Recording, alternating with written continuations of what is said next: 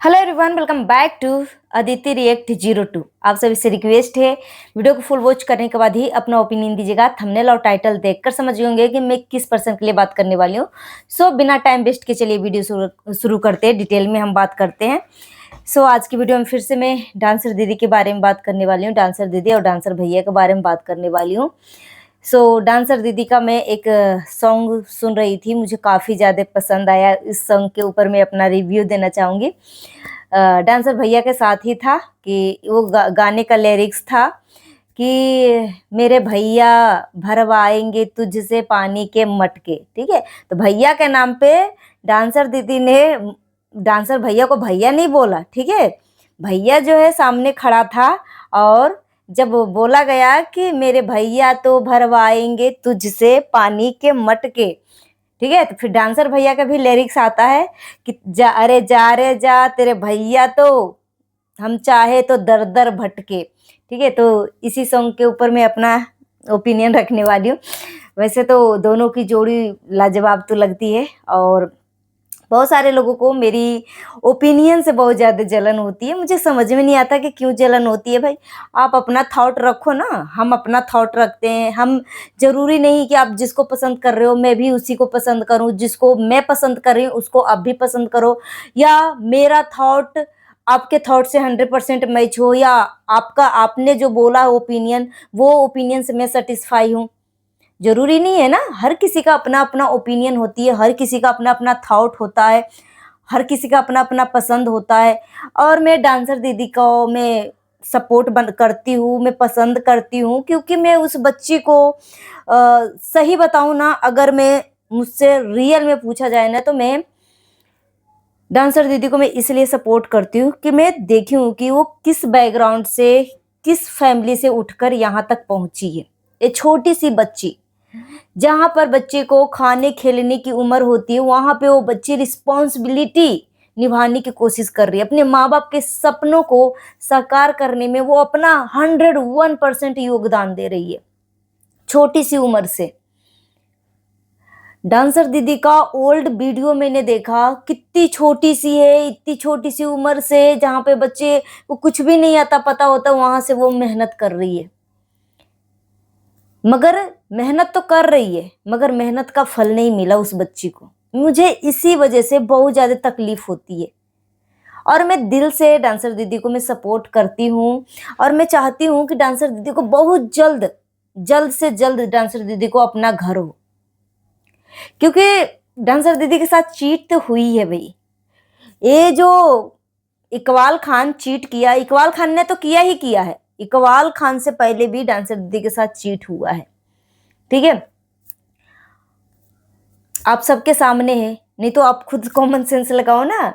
और देखो, इस बात को फिर से मुझे कमेंट आया है, हो सकता है मैं यहाँ पे साइड में लगा दूंगी। बोला गया है कि दीदी आप ये सब बातें जो है बीच बीच में आप उठाते रहना, क्योंकि वो बच्ची के साथ नाइंसाफी हुई है।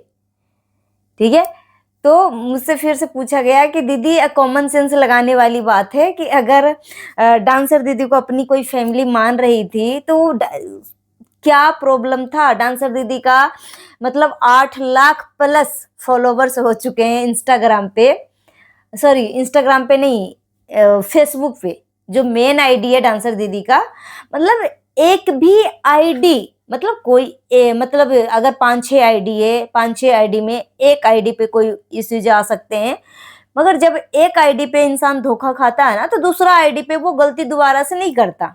ठीक है, बहुत ही, जैसे कि मैं मेरे पास ये 3 चैनल है, एक Aditya and Ajay blog channel, और अदिति रिएक्ट 02, और एक द ऑनेस्ट रिएक्शन। तो जो मैंने अदिति रिएक्ट मेरा मेन आईडी, ऑफिशियल आईडी है, मैंने इसी से जर्नी अपना शुरू करी। तो यहाँ पे मुझे एक्सपीरियंस हो चुका है कि कब कौन कैसे, मतलब हमें कौन सी गलतियां नहीं करनी चाहिए ताकि मेरे चैनल पे कोई बुरा प्रभाव ना पड़े, ना ही कोई मतलब यूट्यूब की तरफ से कोई गाइडलाइन आए। ठीक है, हम गलतियां करते हैं तभी हमें सीख मिलती है। जरूरी नहीं कि मतलब अगर हमने स्टार्टिंग से हम सब कुछ महसूस कर रहे हैं चीजों को, तो सोचने वाली बात है कि एक आईडी मोनेटाइज नहीं हुआ, मगर डांसर दीदी के पास जितनी भी आईडियां थी, एक भी आईडी मोनेटाइज क्यों नहीं होने दिया। मेन आईडी को तो मोनेटाइज होने देता।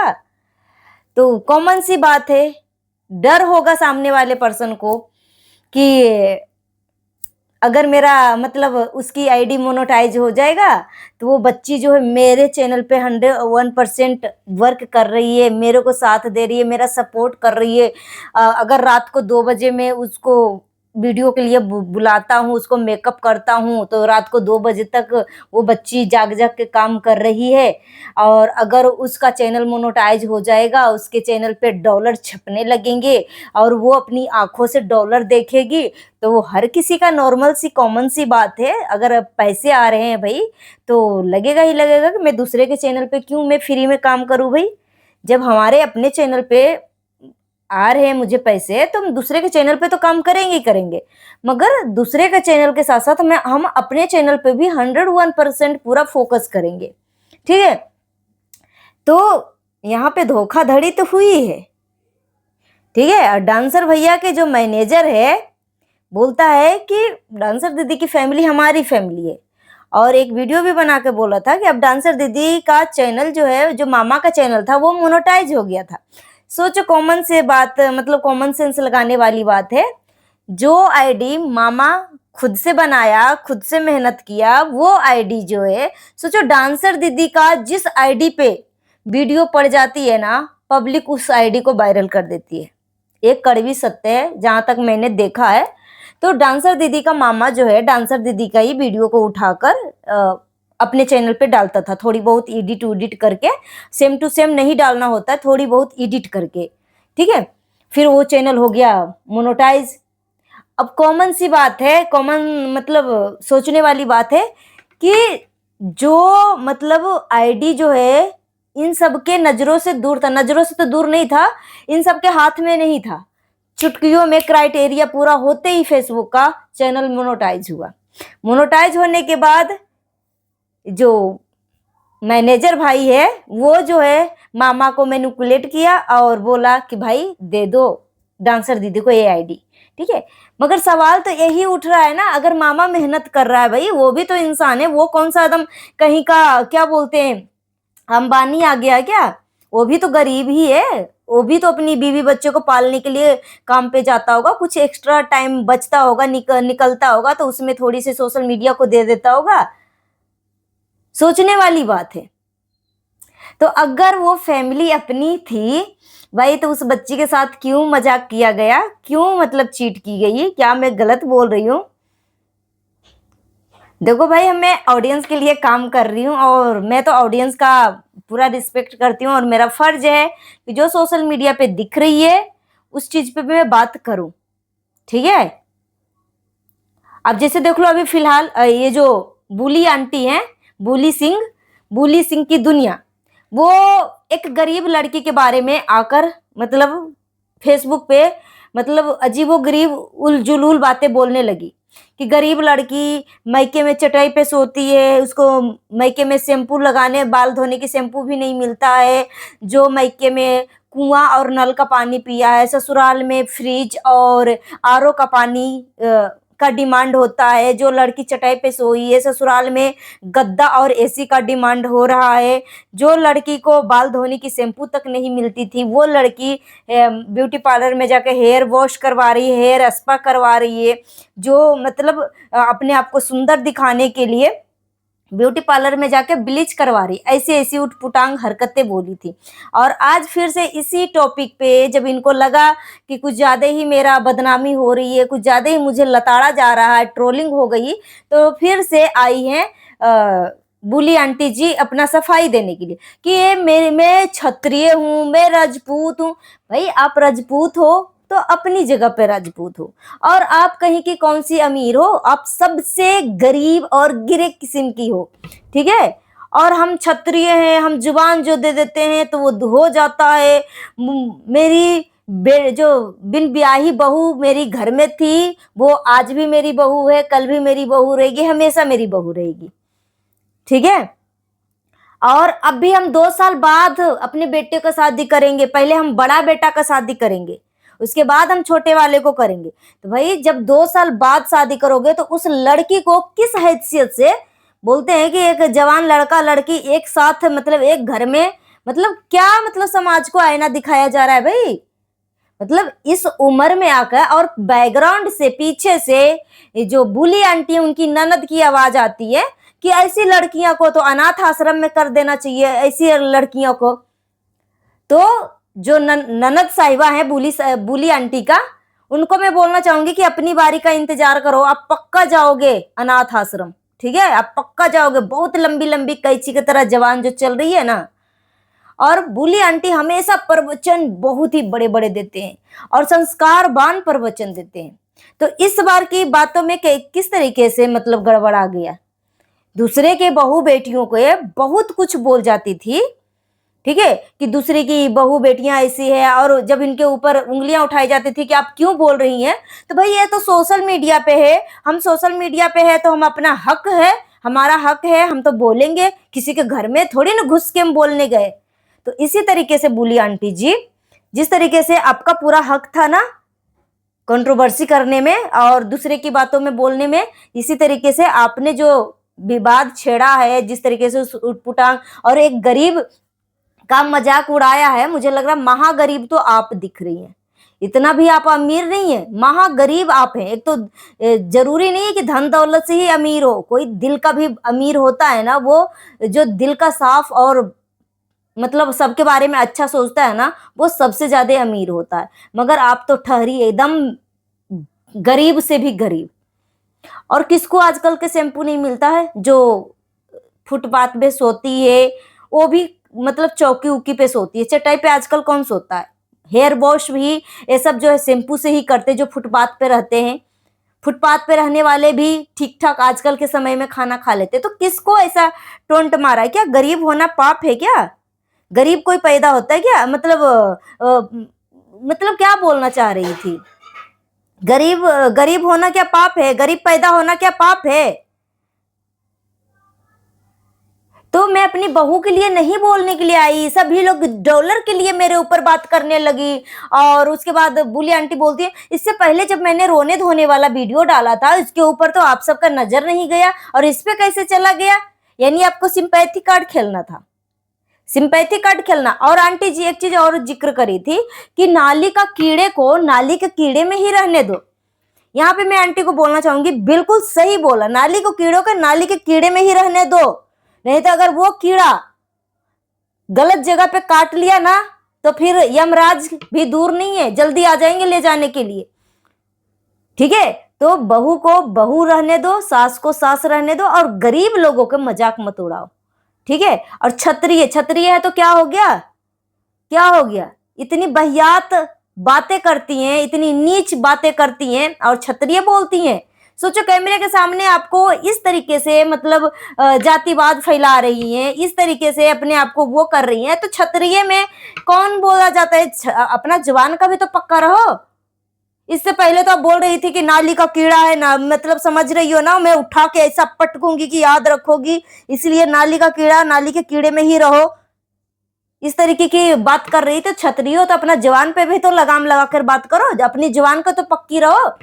जब उंगलियां उठने लगी तो अपनी ही बातों से मुकर गई। अब किसको डॉलर का लत है? अगर डॉलर का लत है तो उसमें सबसे पहला नंबर में आप आती हैं। फिर आप आती हैं, आप अच्छे से भली भांति समझ गई हैं कि कंट्रोवर्सी करने से व्यूज बढ़ता है, कंट्रोवर्सी करने से चैनल ग्रोथ होता है, कंट्रोवर्सी करने से डॉलर मिलते हैं। ठीक है, तो आइंदा गरीब लोगों के बारे में ना सोच समझ के आप बात करिएगा। ठीक है, गरीब होना पाप है क्या? मतलब कुछ भी, इतना उम्र होने के बाद भी मतलब नॉनसेंस टाइप आंटी बात कर रही है भाई, कि गरीब लड़कियां मतलब मायके में नहीं मिलता है, यहाँ ससुराल में आके हेयर वॉश करवाने ब्यूटी पार्लर जाती हैं, ऐसी वैसी।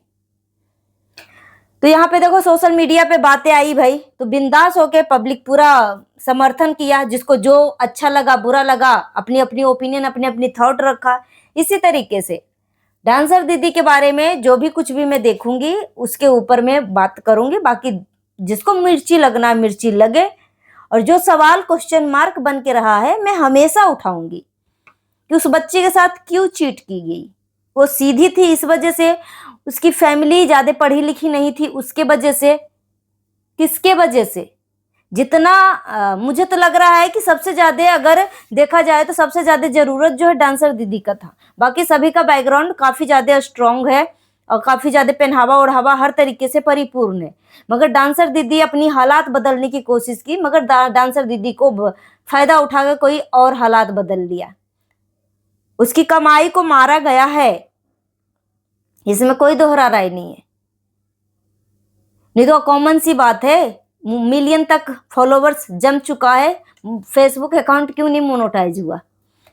क्राइटेरिया 3-4 ही है। ओरिजिनल कंटेंट होना चाहिए, कॉपीराइट कंटेंट नहीं होना चाहिए, रीयूज कंटेंट नहीं होना चाहिए, दूसरे का कंटेंट जो है एडिट करके आप डाल सकते हो। रीयूज के मतलब एक ही कंटेंट को बार बार नहीं डाल सकते हो, और 60,000 घंटा होना चाहिए, 5,000 फॉलोवर्स होना चाहिए, दैट्स इट। इतना ही था। तो इतना तो कब का डांसर दीदी कंप्लीट कर चुकी है, जिसकी व्यूज मिलियन मिलियन में आ रहे हैं। तो वो कौन सा एकदम पहाड़ तोड़ने वाली काम है? कौन सा? ये तो चुटकियों में डांसर दीदी के लिए था, मगर उसके साथ चीट हुआ है। कौन कौन मेरी बातों से सहमत है कमेंट करके जरूर बताइएगा। और मैं ईश्वर से प्रार्थना करती हूँ डांसर दीदी को बहुत जल्द घर लेने का सपना साकार होगा। बस मैं एक चीज बोलना चाहूंगी, डांसर दीदी जिस हिसाब से आपको ऑडियंस प्यार कर रही है ना, आपको सपोर्ट कर रही है ना, उस ऑडियंस का भरपूर तरीके से फायदा उठाओ। लॉन्ग वीडियो डालो, लॉन्ग वीडियो डालो, और एक दिन छोड़कर वीडियो डालो। अगर टाइम नहीं मिलता मम्मी को बोलो, मम्मी कम से कम 5 मिनट की 8 मिनट की डेली वीडियो डालो। ज्यादा लंबी वीडियो मत डालो, मगर कम से कम 8 से 10 मिनट की वीडियो डालो। जो एक्टिविटी कर रहे हो, जो तैयार होने के लिए, वीडियो बनाने के लिए तैयार हो रहे हो, उसको शूट कर लो। ठीक है, मतलब देखो, नॉर्मल लोगों को ब्लॉग बनाने में दिक्कत होती है, मगर जो वायरल लोग होते हैं ना, उसको ब्लॉग बनाने में कोई दिक्कत नहीं होती। इसलिए डांसर दीदी, अगर ऑडियंस तुम्हें प्यार दे रही है तो उस प्यार को रिस्पेक्ट करो यार, उसको, उस प्यार का फायदा उठाओ, तभी सपना साकार होगा, और बहुत जल्द सपना साकार होगा। अब तो पूरी पूरी फैमिली डांसर दीदी को सपोर्ट में है, सभी फैमिली जो है मेहनत कर रही है, तो सपना दूर नहीं है, बहुत जल्द पूरा होने वाला है। सो गाइस, मिलती हूँ नेक्स्ट वीडियो में। Thanks for watching. जितना हो सके वीडियो को शेयर करिएगा। हाइप देने का ऑप्शन अवेलेबल है तो हाइप दे दीजिएगा। Thank you.